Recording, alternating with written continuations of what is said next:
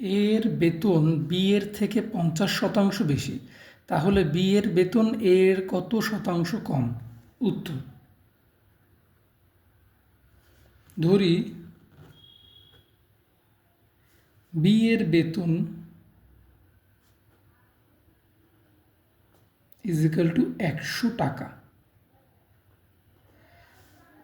তাহলে এর বেতন ইজিক্যাল টু 100 টাকা হলে বি এর বেতন, তাহলে তার 50 টাকা বেশি, মানে 100 প্লাস 50 টাকা, মানে হচ্ছে 150 টাকা। এবার বলেছে যে তাহলে বি এর বেতন এর সাপেক্ষে কত শতাংশ কম। তাহলে আমরা লিখতে পারি এর বেতন 150 টাকা হলে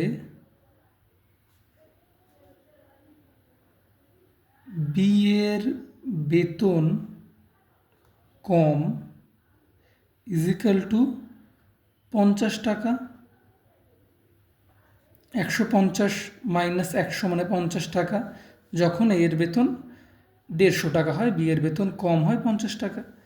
তাহলে এর বেতন 1 টাকা হলে বি এর বেতন কম ইজিক্যাল টু 50/150 টাকা। তেমনভাবে এর বেতন 100 টাকা হলে বি এর বেতন কম হয় 50 ইন্টু 100/150 টাকা। তাহলে 0 0 কেটে গেল, আর এদিকে 5 দিয়ে গুণ করলে, ভাগ করলে নিচে হলো 3, 5 10 50, তাহলে হবে হচ্ছে 100/3 টাকা, মানে হচ্ছে 33.1 টাকা। তাহলে আমরা লিখতে পারি, সুতরাং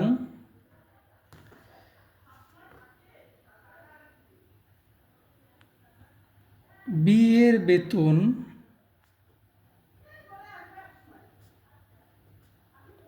এর 33.13 শতাংশ কম। অ্যান্সার।